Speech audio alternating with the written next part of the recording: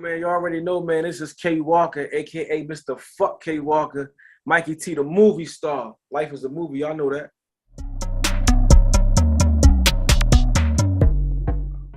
So tell me, what part of Philly are you from, K.Walker, and how did you get into battle rap and music in general?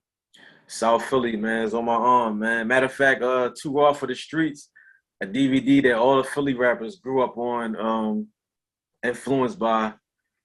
They actually, a big star is just now putting out the footage. And when I was 15 on the corner of 16th and Tasker in South Philly, and I rapped for Too Raw for the Streets, but I didn't make the footage. Like, I didn't make the DVD, but he just now put it out. And he was like, yo, I held on to this footage. Here we are 20 years later. He was like, I held on to this footage because something told me he was going to be somebody. So even though I didn't make the DVD, I was salty, but I'm a child. I'm 15, 16, like, well, I ain't put me on DVD, but I'm glad he held on to that because it got to show people my roots. Because a lot of people didn't know I was a part of the old era. I just didn't shine. So I guess, God got his ways, man. After it was over, then pops out K.Walker, and then I just become I basically get to help create this new era. Me, Stiz, the Battle Academy, you know what I'm saying? So it worked out for me. Right. Major salute to the Battle And Academy. I got into battle rap from, it's not just one thing. It's a couple different, it's a mixed pot. Because I seen it and I wasn't interested and it just kept hitting me in the head from watching it. So I think the first was Cassidy and Freeway. Because before we seen Cassidy and Freeway, we heard it. It was on a mixtape. It was audio. It wasn't no footage yet. So when I would get my little, I don't know if it was Street Wars. It was on mixtapes. So as I'm listening to mixtapes, listening to State Property or whatever, I came across the Cassidy and Freeway battle. And I'm like, yo, what is this? Like, you know what I'm saying? With no beat, they just going in. So I wanted to try it. But my introduction to it, which made me interested, was I think Roxanne Shante. And she was going at it with the Juice Crew, I think, from the 80s. I was interested because I'm like, yo, this girl is tearing these niggas up. It was a girl. Like, I'm like, yo, who is this girl? Like, she was going in. So that's what made me interested. But what made me want to participate, I would have to say, was Cassidy and Freeway battle. Because I was just like, yo, this is different. And I actually tried to emulate It's crazy that me and Cassidy so close because I told him I tried to emulate him back when I was 15, 14. You know what I'm saying? And I actually remember when I was in 6th grade, 5th or 6th grade, I went to Overbrook Elementary in Philly. I used to steal cannabis raps and battle my my classmates with them. You know what I'm saying? So I was always a fan of it.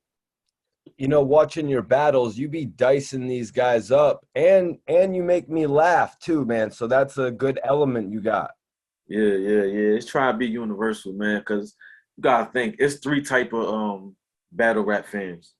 You got battle rap fans that are die hard. They know every name, every storyline, where you from, how old you are. They know everything. Then you got the other battle rap fans that they only know about you from somebody else. So they're not really in tune, but they like secondhand watchers. So they just really there for bars. And then you got the third string fans who they just watching battle rap. They don't know what they watching. They just want to laugh or go, They don't know what they watching. They just know it's battle rap.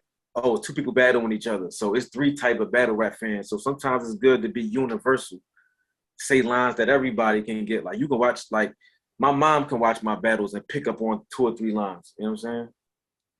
So tell me, man, how were the festivities over the weekend in Houston for the Summer Madness 11? Man, listen, it wasn't even really, I think for me, and I can speak for everybody else, it wasn't even about the battles. People watch battles every day. I think it was more about the experience, that nostalgia. Just Reed and Mook was like the battle of the decade. 10 years ago, I think URL is only 10 years old.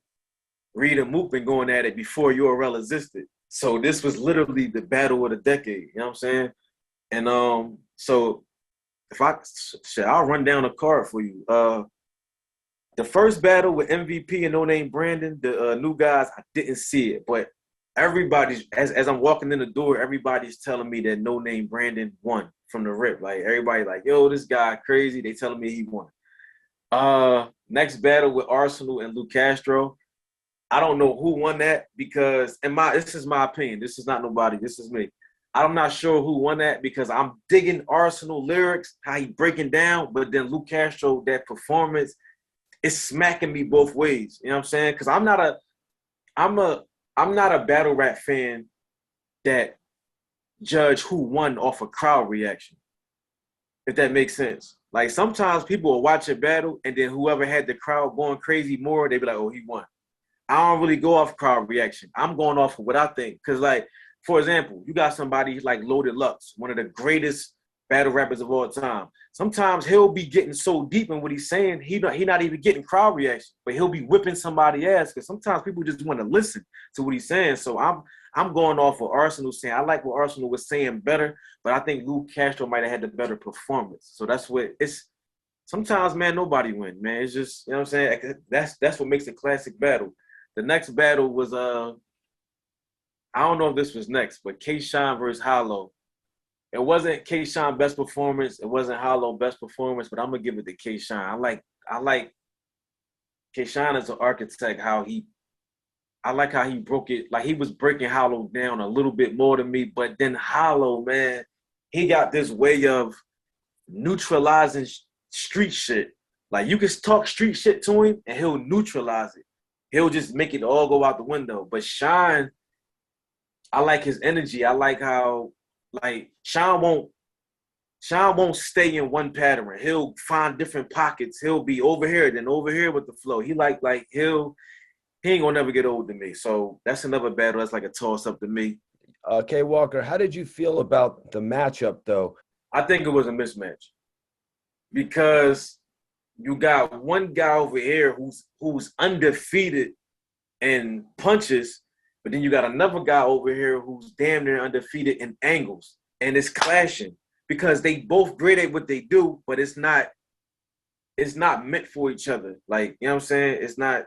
I don't think it was meant for each other, in my opinion. I think that's why Shine, you gotta put him with another bulldog so they can see who can outpunch each other. Hollow got to be matched with somebody like Murda Mook so we can hear the angles fly back and forth. So, yeah, I think the battle was lopsided. Word, like the Rum Nitty battle with K-Shine a few years back. Yeah, see how it was more intense because now you like, all right, who gonna punch harder? You see what I'm saying? That's all. So where do we go from there? Do we go to John versus Sue Surf? Yes. So listen, John, Sue Surf. I'm surprised. I don't know what happened. Only because I watched John damn near call out Sue Surf for like, I'm going to say like 5 years. So I'm thinking this man, John about to get in the ring and attack Surf the way we never seen him before. But before the battle, as I'm watching backstage, I'm sitting there and I'm like, this crowd ain't looking good tonight. They were so dry and not responding to a lot of stuff. I'm like, John gonna go in there and get technical. He gonna break Surf down. This might not be a battle for him because the crowd just dry. It's like they don't want to. And I'm like, Surf is more crowd driven. So I'm like, Surf might get this. As I'm watching the battle, I'm like, there you go. John is more for me like a small room legend. Like he gotta catch you with your back against the wall. Surf actually said afterwards, that's what happens when you piss me off. Don't bring me no kids. What did he mean when he said, don't bring me no kids? Does that go in how you said John is like a small room legend? No. So when he say that, John is like, Surf is trying to call John a PG. Like he's still trying to call him like a starter. He's saying he not a big dog. So he always refer to John as like some new nigga that we don't care about his battles. But that's not true. John is a legend. Everybody fuck with John. John done beat some of the greatest battle rappers out here. So, but everybody have a bad game. We call Michael Jordan the best. I can name about 3 games he lost though. You know what I'm saying? So everybody have a bad day. It ain't that serious. Now, Surf came with that 3rd round as well. Yeah. In the face-off, Surf was like, do you want me to have 3 rounds? Do you want me to have 3 rounds? He like made sure of it. Sure. There wasn't any slip-ups, Walker? I didn't see none. But then again, I was in the back with Reed helping, my guy get ready, motivating him. I wasn't outside. So if he did slip, it wasn't nothing I would have caught on the TV backstage. I ain't catching him. So if Surf won that, I gotta give him his credit. He won fair and square. Let's talk about Calico and Geechi Gotti. We got Detroit in the West Coast. Yeah, that's right. Detroit in the building. Yeah. Everyone's buzzing off that BMF right now. For sure. I don't know who won that battle. I don't got no winner. Cause they see the thing about Calico and Geechi, they give a different feel. Like they still got that Reed and Mook feel, like that old school back in the day. They not really up there to be seeing who can make words better. They really trying to outstreet each other. So I just want to hear it from both of them. You know what I'm saying? Some people saying Cal 2-1, some people saying Geechi 2-1. I'm looking at it like, man, but that's what create classic battles where we just gonna argue for the next 10 years. So I think that battle was another toss-up to me. I liked it. You know what I'm saying? I don't got no winner for that. Geechi is coming off some high praise from Drake right now. Yeah, he is. What was your take on that, man? Drake showing Geechi and Rum Nitty some love. I feel like Geechi earned that fair and square. You know what I'm saying? Because Geechi is not from the Smack DVD era, and he not from the early URL era. So he doesn't have nobody can be biased to him because he's new. So for him to literally earn everybody respect, that's something that everybody can't do. So to come in there, champion of the year, then win champion of the year twice, battle of the night, all type of stuff. What can you say? Like, it's no but, it's nothing to say after that. You know what I'm saying? Drake giving that man props is like about time. Somebody need to give him his props from outside of battle rap. He needs to know that somebody see him besides us. You know what I'm saying? And you did not touch on Easy the Block Captain versus Chess. Oh, man, listen. I got to give Chess his credit. The man came with it all 3 rounds. Haymakers after haymakers. For me, I think Easy won because the stuff that Easy was saying, it resonated with me a little bit better. And Easy is one of the only battle rappers that know how to take simple street conversation and turn it into a punchline in a way where you don't even notice that it's a punchline. But he punching, but he talking to you, and it hit the crowd every time. Some battle rappers get up there, they talk that street shit, and everybody not from the streets. So some people in the crowd, you might get they might not, everybody not know it. But Easy finds a way to make everybody understand what he just said. That, to me, that's hard as a battle rapper. It's that universal thing. So I think Easy won that. Now, New Jersey Twerk, as well as Kaboom, gave Easy and Chess battle of the night. What was your take when it came to battle of the night? I say Easy and Chess. I give it to them because they was fighting, man. They was fighting. I'll watch that 100 times more. They was fighting. That's what's up, man. To see those two guys actually, get that acclaim. They were, one of the battles that didn't get as much press because this was a huge card, man, between Surf, Surf and John, Hollow the Don, K Shine. Yeah, and like as I was coming up in battle rap, a lot of people was calling me the face of Philly. Some people even still call me that. But this is me saying to you, I feel like Easy is the new face of Philly as far as battle rap. That nigga been like unstoppable. Like, you know what I'm saying? Like, I'm not gonna sit here and act like I don't see it. He been unstoppable. So I would give him that title coming from my mouth. That's what's up, man. That's what's up. Was Easy a battle rapper that had appeared on Battle Academy as well? He didn't battle on Battle Academy yet. But Battle Academy only been out for 4 years. So it ain't like, it's a lot of people that didn't get there yet. You know what I'm saying? I think Frankie with the Grippers going just made his debut last year. It's a lot of people that, and they just didn't even battle on the Battle Academy yet. It's a lot of people that didn't get there yet. It only been 4 years. So we got to give it like a little bit more time. He'll be on there. So let's get to the battle that probably has been anticipated for a number of years. You said it was a decade in the making. Yeah, for sure. Let's talk about Murda Mook versus Reed Dollaz, man. Sure. For sure, man. I feel like I was just happy. Listen, I was just happy to be there, man. At the end of the day, I'm a fan first. Like, even though people see me and Mook arguing and he say his little stuff about me and I go back, I'm a fan of Murda Mook. Because if we talking in battle rap form, not street shit, I don't got, like, come on, man. I fuck with Mook. So just to see him get in the, because listen, a lot of legends from back then, they do this. Just to get in the ring and say, hit me, a lot of you don't understand how many people won't even do that. They'll just talk from Instagram live. They won't even get in the ring. So with Reed getting better and better and better, and Mook see this for him to even get in the ring, I gotta commend him on that. Now, as far as how to battle, I think Reed won because I think every round Reed was more. He outperformed him. He had more moments, more haymakers. The crowd was messing with him a little bit more relevancy. He just looked it better up there. I think with Mook thing is, like I said, the crowd was bad anyway. Cause it was people up there saying some of the most craziest shit in the world.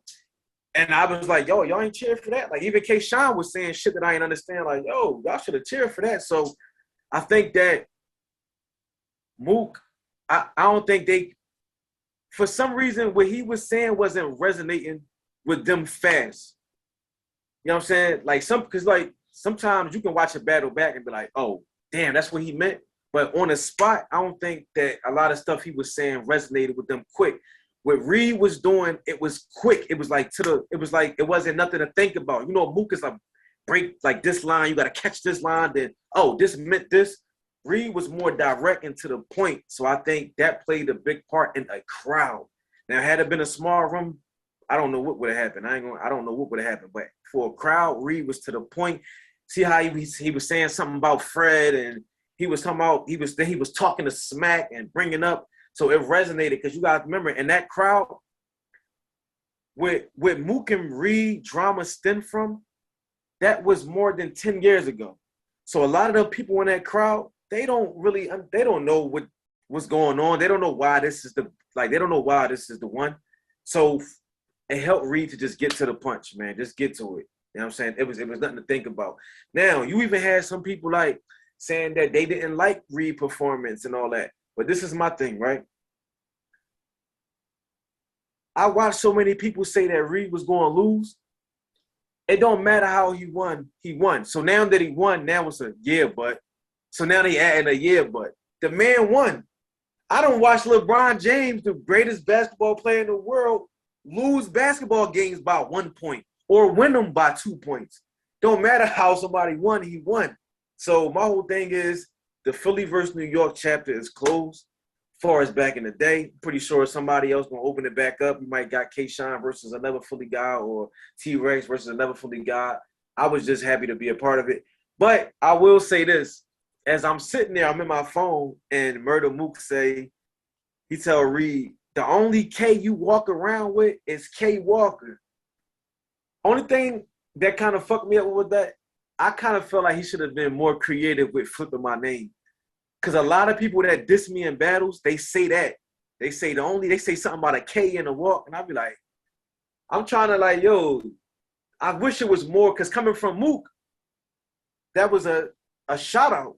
I just wish he was more creative when he said it. So I'm like, damn, that's all you have for me? You know what I'm saying? But in all, man, to me, it was a nostalgia battle for my childhood. Somebody else below 25 or 27, they probably be like, man, that shit was trash. But I understood everything Mook was saying.